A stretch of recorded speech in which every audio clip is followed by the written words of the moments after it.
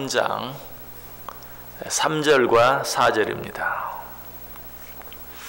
두 절 말씀 우리 다 같이 한 목소리로 읽습니다. 하나님이 대만에서부터 오시며 거룩한 자가 바란 산에서부터 오시는도다. 셀라. 그의 영광이 하늘을 덮었고 그의 찬송이 세계에 가득하도다. 그의 광명이 햇빛 같고 광선이 그의 손에서 나오니 그의 권능이 그 속에 감추어졌도다. 아멘. 우리 지난 시간에 같은 본문 가지고 하나님의 영광이 얼마나 크고 놀라운 것인가 하는 것에 대해서 생각해 보았습니다. 오늘 본문 3절 뒷부분에 나오죠. 그의 영광이 하늘을 덮었고 그의 찬송이 세계에 가득하도다. 우리 하나님의 영광은 하늘을 덮을 정도로 크다. 또 그의 찬송이 온 세계에 가득하다라고 그렇게 고백하고 있습니다. 이 하나님의 영광이 얼마나 크든지 하늘을 덮을 정도였고 그를 찬송함이 얼마나 풍성하든지 세계에 가득할 정도였다.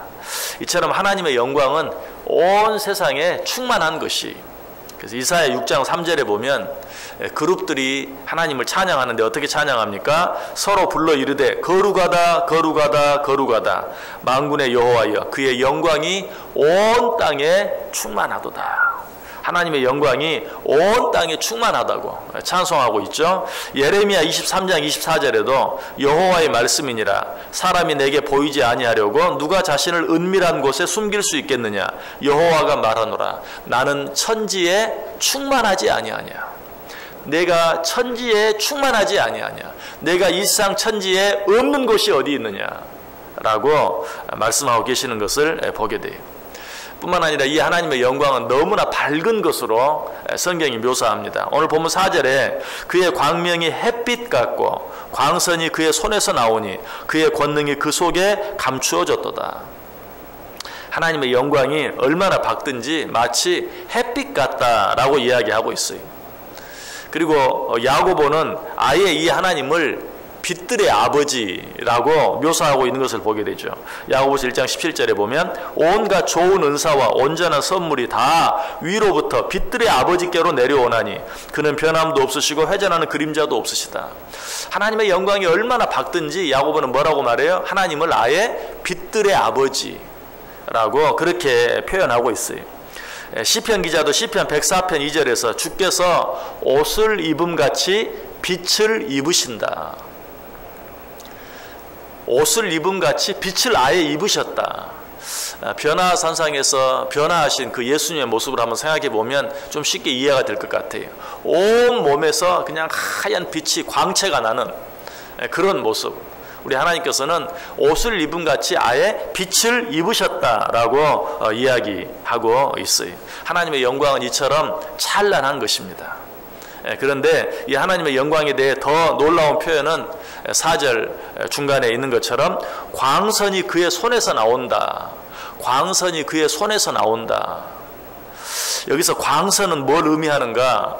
원어로 생각해 보면 카르나임. 이 광선은 카르나임이라는 것인데 이 카르나임은 능력을 말합니다. 그래서 광선이 그의 손에서 나온다라는 말은 능력이 그의 손에서 나온다라는 그런 뜻이. 저는 이 말씀을 볼 때마다 그 무슨 소설에나 나오는 것처럼 어떤 뛰어난 무술을 가진 어떤 사람이 손으로 장풍을 발사하는 그런 모습. 또 어렸을 때 본 그 만화 영화를 보면 로봇의 손에서 무슨 레이저 빔 같은 게 나와서 적들을 쓰러뜨리기도 하고 이렇게 건물을 부수기도 하는 그런 모습이 생각이 나요. 광선이 그의 손에서 나온다. 근데 성경도 그런 식으로 하나님의 능력, 이 광선은 능력이라고 그랬죠. 하나님의 능력을 표현한 구절이 있어요. 말라기 4장 2절에 보면 내 이름을 경외하는 너희에게는 공의로운 해가 떠올라서 치료하는 광선을 비추리니. 여러분 어떤 모습이 생각이 납니까? 하나님의 손에서 치료의 광선이 발하사 아픈 자를 치료해 주시는 그런 모습이 느껴지죠. 오늘 본문도 그렇게 이야기하고 있어요. 광선이 그 손에서 나온다라고 말하고 있어요.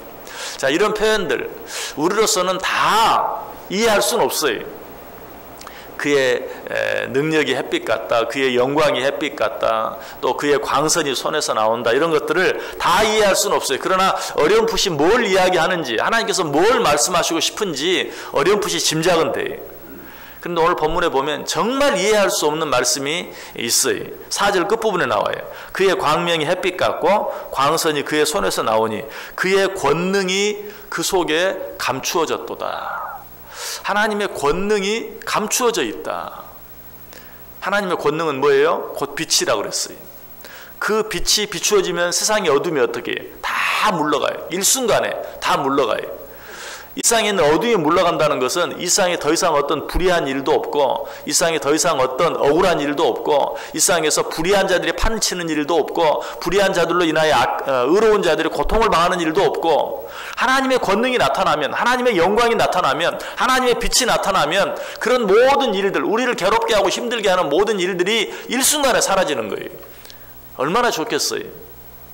그런데 오늘 본문은 뭐라고 말해요? 그의 권능이 그 속에 감추어졌다. 이 하나님의 권능, 이 하나님의 능력, 이 하나님의 영광이 나타나기만 하면 어둠이 일순간에 물러가는데, 그 하나님의 권능이, 그 하나님의 영광이, 그 하나님의 빛이 감추어졌다라고 이야기하고 있어요.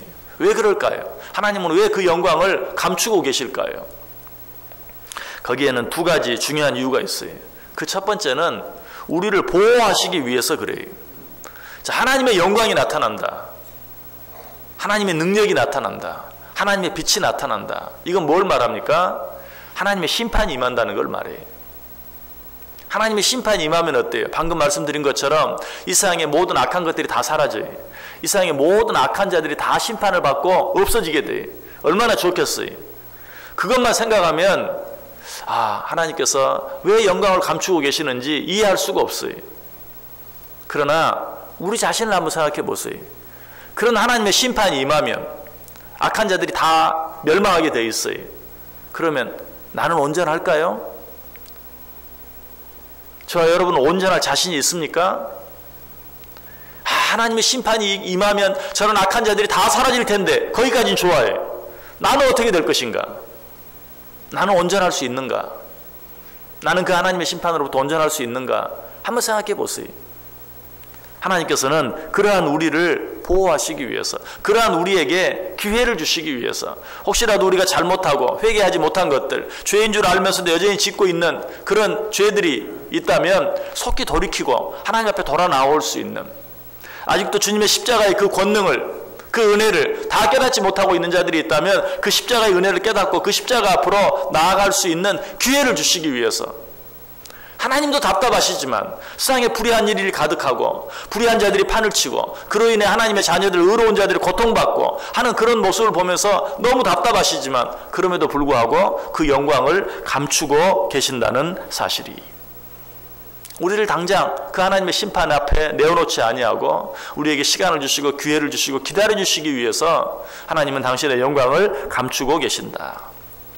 시편 31편 20절에 말해 주께서 그들을 주의 은밀한 곳에 숨기사 사람의 꾀에서 벗어나게 하시고 비밀이 장막에 감추사 말 다툼에서 면하게 하시리이다. 이것이 우리를 향한 하나님의 사랑이, 여러분, 그러므로 이 세상에 이해할 수 없는 일이 일어나고 불의한 일들이 생기고 불의한 자들이 판을 치고 하는 일들을 바라보면서 하나님을 향해 원망할 것이 아니라, 불평할 것이 아니라, 하나님 나를 사랑하셔서 내게 또 한 번 기회를 주시고 나를 더 기다려 주시니 감사합니다. 오히려 하나님 앞에 감사하면서 하나님이 내게 주신 그 기회를 놓치지 아니하고 하나님께 속히 돌아가고 회개하지 못한 것들을 회개하고 하나님 앞에 나아갈 수 있어야 된다는 것이. 자, 그렇다면 하나님께서 당신의 영광을 감추시는 또 한 가지 이유는 뭘까요? 우리를 보호하시기 위해서와 더불어 하나님께서 우리를 좀 더 성숙하게 하시기 위해서, 우리를 성장하게 하기 위해서 하나님께서는 당신의 영광을 감추고 계세요. 하나님의 영광이 드러나면 어떻게 된다고요? 이 세상에 답답한 일이 없어요. 어떤 어려운 일이 생기기만 하면 하나님께서 당신의 영광을 나타내시사 그 어려운 일을 해결하시고, 이 세상에 불의한 일들이 일어나기만 하면 하나님께서 당신의 그 영광을 나타내시사 그 불의한 자를 처벌해 주시고, 이 세상에 답답한 일이 없어요. 어려운 일이 없어요. 어떤 문제도 없어요. 여러분, 우리가 그런 가운데 살게 된다면 우리의 믿음이 어떻게 될까요? 자라날까요? 자라나지 않아요. 하나님 앞에 울부짖을 일도 없고요. 하나님 앞에 나올 일도 없어요. 아예 하나님을 잊어버리게 될 것이. 여러분, 우리가 언제 하나님 앞에 한 걸음 더 가까이 나오게 됩니까? 언제 하나님께 부르짖게 됩니까? 너무나 답답하고 힘들 때, 내 힘으로는 해결할 수 없는 어떤 일이 생길 때, 어떤 문제가 있을 때, 이해할 수 없는 일이 있을 때 하나님 앞에 나와서 우리는 부르짖고 하나님께 간구하고 하나님의 도움을 청해. 그런데 하나님의 영광이 순간순간 날마다 나타남으로 말미암아 이 세상에 어떤 어려운 일도 없고 불의한 일도 없다면 우리는 하나님을 잊어버리게 될 거예요. 그리고 어린아이 같은 신앙생활을 할 수밖에 없어요. 우리 자녀들도 마찬가지죠. 부모들이 자녀들의 필요를 알아서 그냥 그때 말 안 해도 부족함이 없이 어떤 어려움이나 답답함도 없이 그 모든 필요를 다 채워준다면 그 아이는 어떻게 되겠어요? 절대 성숙하지 못하죠. 그냥 어린아이일 뿐이 엄마가 주는 대로 받아서 먹고 사는, 쓰는 그런 자녀가 될 수밖에 없어요.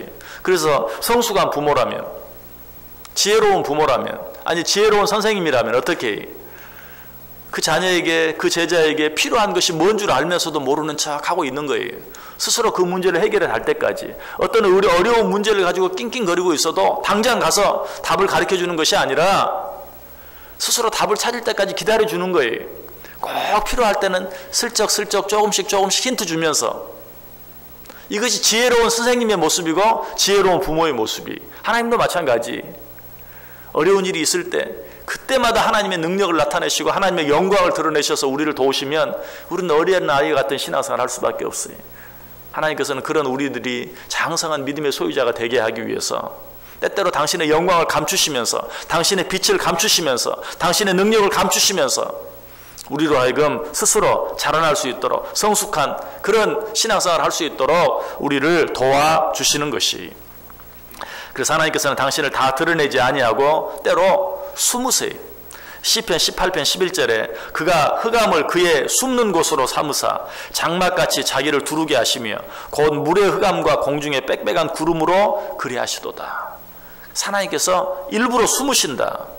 그래서 이사야 선지자는 이 하나님을 아예 숨으시는 하나님이라고 그렇게 표현하고 있어요. 이사야 45장 15절에 나와요. 구원자 이스라엘의 하나님이여 진실로 주는 스스로 숨어 계시는 하나님이시니이다. 숨어 계시는 하나님. 왜 그러신다고요? 우리를 위해서. 우리로 하여금 좀 더 잘하게 하기 위해서. 자, 이쯤에서 우리는 하박국의 맨 처음 주제로 한번 돌아가 볼 필요가 있어요. 하박국이 어떻게 시작하죠? 하박국이 하나님께 따지는 것으로 시작하죠. 하나님 왜 이러십니까? 하나님 언제까지 이러실 것입니까? 하나님 언제까지 저 불의만 보고 계실 것입니까? 하나님 언제까지 당신의 자녀들이 고통받는 것을 보고만 계시겠습니까? 하나님께 따지는 내용이 1장에 나와요. 2장에는 그런 하박국의 질문, 그런 하박국의 따짐에 대해서 하나님이 대답해 주시는 그런 내용들이 나오죠. 자, 그 대답을 듣고 하박국은 어때요? 깨달았어요. 하나님이 왜 이런 일을 보고만 계시는지 깨달은 거예요. 그리고 이제 그 하나님을 찬양하는 것이, 하나님께서는 당신의 그 크고 놀라운 권능을, 당신의 그 크고 놀라운 영광을, 당신의 그 크고 놀라운 빛을 나를 위해 감추고 계시는군요. 이제 그 하나님을 찬양하는 거예요. 나를 위해 당신의 그 놀라운 영광과 능력을 감추고 계시는 하나님, 내가 당신을 찬양합니다. 처음엔 어때요? 당신의 영광을 감추고 계시는 그것 때문에 불평하고 따졌어요. 그러나 이제 그 이유를 듣고 난 후에 지금 하박국은 어떻게 하고 있어요? 당신을 찬양합니다. 당신의 그 큰 능력을 감추고 계시는 당신을 내가 찬송합니다 라고 하나님께 찬양하고 있는 모습 보게 돼요. 여러분의 혹시 답답하고 어려운 일 있습니까? 도무지 이해할 수 없는 일, 도대체 하나님이 왜 나에게 이런 일을 허락하시는지 받아들일 수 없는 어떤 일이 생겼습니까? 여러분, 하나님께서 나를 위해서 당신의 영광과 능력을 감추고 계시는 것을 믿으시기 바랍니다. 때가 되면 하나님께서 모든 것을 밝히 드러내실 것이, 때가 되면 그 모든 일들이 마치 봄볕에 눈이 다 녹아내리듯이 다 녹아져 없어지고 만다는 것이, 때가 되면 지금은 견딜 수 없을 정도로 나를 힘들게 하고 어렵게 하는 그 고난들이, 그 고난과는 도무지 비교할 수 없는 놀라운 영광으로 우리에게 찾아오게 된다는 것이, 이 사실을 믿으시길 바랍니다.